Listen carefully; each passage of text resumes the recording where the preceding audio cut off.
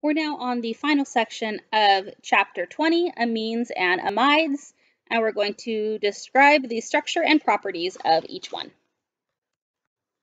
So we're going to start with amines. These are molecules that contain carbon-nitrogen bonds.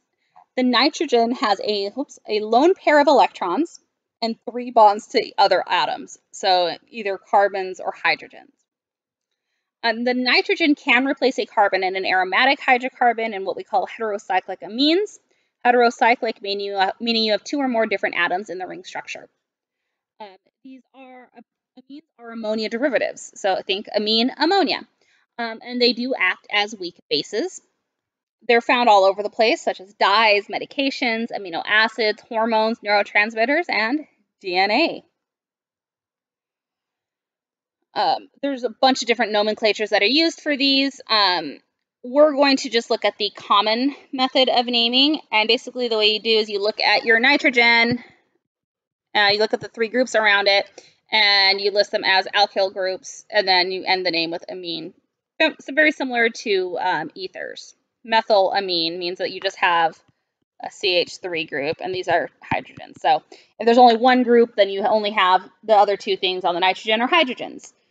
So that would be methylamine. Ethylmethylamine would be this guy. So you have an ethyl group and a methyl group, and then a hydrogen. I have a neonatal foster kitten sleeping on my stomach right now, and he doesn't like it when I'm talking. It's waking him up. He's only 15 days old. Or no, 13? Yeah, he's only a few days old. So I think he's either 2 weeks today or tomorrow. So here's a couple example, methyl, dimethyl, and trimethylamines. I actually worked a little bit with amines in grad school. Not too terribly much, but I did a side project looking at their ability to influence cloud formation, because these are actually given off and can be formed from some industry and dairies and stuff. And amines, by the way, smell awful. I mean, ammonia smells bad. A lot of us know the smell of ammonia, so it makes sense.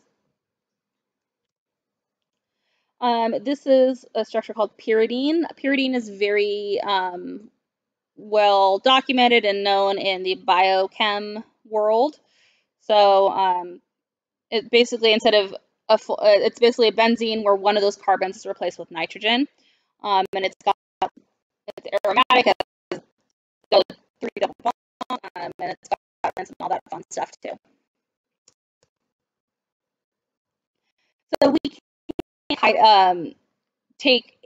can add hydrogen, to amines just like we could with ammonia. So we have the NH4 ammonium ion. We can do this with amines also. So let's say we have methylamine and we give it a hydrogen. So they can act as Lewis bases. We make methyl ammonium ion. So you take your amine, change it to ammonium, and then you say whatever groups are on it. So this is methylammonium. You could have ethyl methylammonium, which would mean you had an ethyl group, 1 spot, methyl group, and then an H. You could have trimethylammonium ion. So a little bit about DNA. It's an organic molecule, and it's what we get our material from. Double helix, blah, blah, blah, blah. You've got hydrogen bonding in it. You have nitrogenous base is your backbone. And yeah, things like paternity tests. So amines are very popular, and we need them. And we also, some other amine derivatives are called alkaloids. Now, alkaloids are basically have a heterocyclic amine and more stuff. And they're heterocyclic amines in nature. So they come from plants. They are bases. They can react with acid to form ammonium salts, which is a lot of times how they are extracted from plants. Down with alkaloids to be notice nicotine, morphine, heroin, caffeine, also an alkaloid. So is addictive. I love the game, especially by going to, you know, on a opioid epidemic.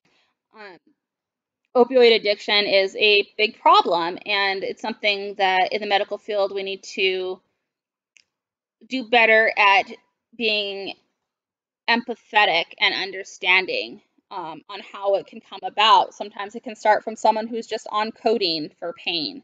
So if you look at codeine and morphine, the only difference in their structures is that codeine has an ether, whereas morphine is an alcohol. And morphine is stronger than codeine. That's, you know, where a lot of this opioid addiction comes from. So much stronger they go to morphine versus heroin, where that OH it has an ester now on both sides, very close in structure. So I think it's very important that we, again, try to understand these patients and be empathetic towards them and help them rather than judge. On a funnier note, the book that, so I often, well, when I was an adjunct instructor at Fullerton College, I taught a lot of introductory chem, and it's basically the same thing as our Chem 1, which is 5 in the fall. Well, kind of a 1A and 1B, but so, and their book, when we talk about emesis, a little page on how crack cocaine is.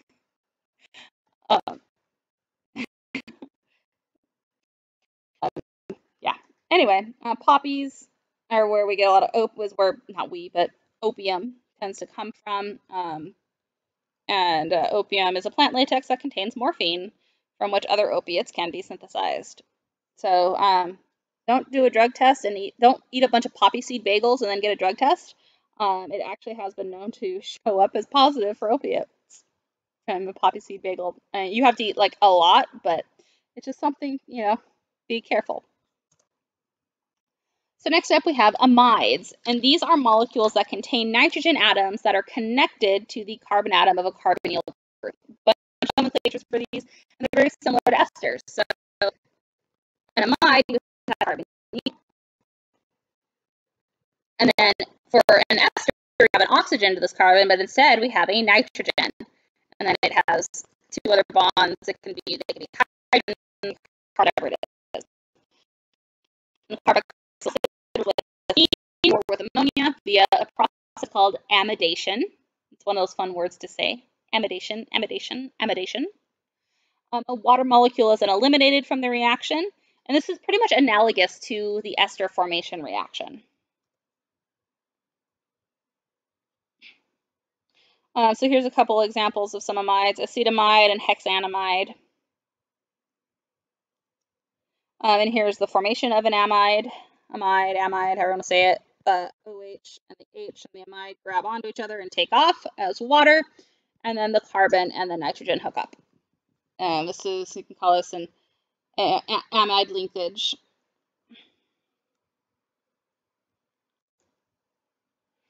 This is also the reaction in which peptide bonds are formed in the process of making proteins. So it's called a condensation reaction. So you have two amino acids, and amino acids have an amino group and a carboxylic acid, hence the name amino acid. The acid side of one, the OH from one, and the H from the amino side of another. We make our water, and then we make that linkage. And that is a peptide bond.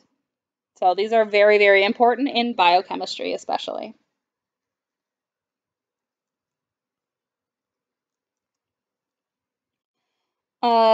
Here's the enzyme phenylalanine hydroxylase.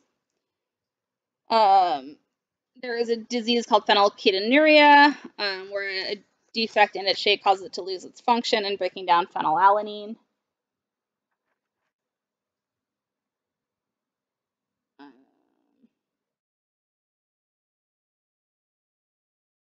And when it's left untreated, the body can accumulate phenylalanine, which can lead to intellectual disabilities. That's all I know about this. That's from your book. I'm not a biochemist. Another example is Kevlar is a synthetic polymer made of two monomers, 1,4-phenylenediamine and tetraphthalyl chloride. And Kevlar is actually trademarked by DuPont. It's often used, it was originally made to be a replacement for steel in racing tires. It's spun into ropes or fibers. It has a high tensile strength to weight ratio, about 5 times stronger than an equal weight of steel. So it's very useful for many applications like bicycle tires or sails or body armor. So you hear about things like made of Kevlar. Kevlar is super strong, and this is the structure.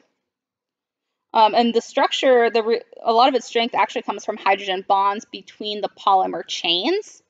So you get these polymer chains, these long chains, but then they can interact with each other. Other chains interact with each other with hydrogen bonding between the hydrogen that comes off of the nitrogen and the oxygen from another monomer. It's especially known in things like body armor and helmets and face masks. Kevlar is often used in the military, used as a component of the personal armor system for ground troops, PASGT, though I know I have quite a few of you that are Army, so there you go. Here's Kevlar for you. It's also used for protective gear for emergency service personnel, like body armor for police officers and heat-resistant clothing for firefighters. It's much lighter and thinner than equivalent gear that's made from other materials. It's also actually used in cryogenics because it has a very low thermal conductivity and it's really strong. So even when it's cooled to the temperature of liquid nitrogen, which is negative 196 degrees Celsius, it still keeps its high strength.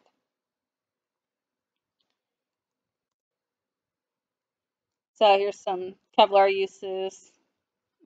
Soldiers looking through some pieces of a helmet that helped absorb a grenade blast. B was used to make a canoe, and C, some marine mooring lines.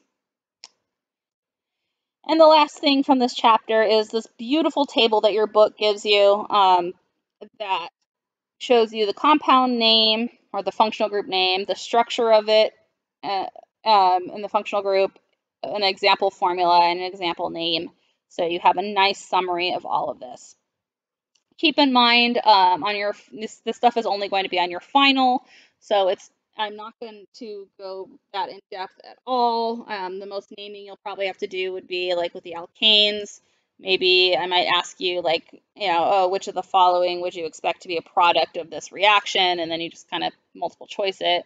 So please try not to stress too much about the OChem, but know that I am here if you have any questions. All right, I hope you guys learned something, and for those of you that are going to be moving on to OChem in the near future, I hope you're maybe excited. I don't know. See you guys.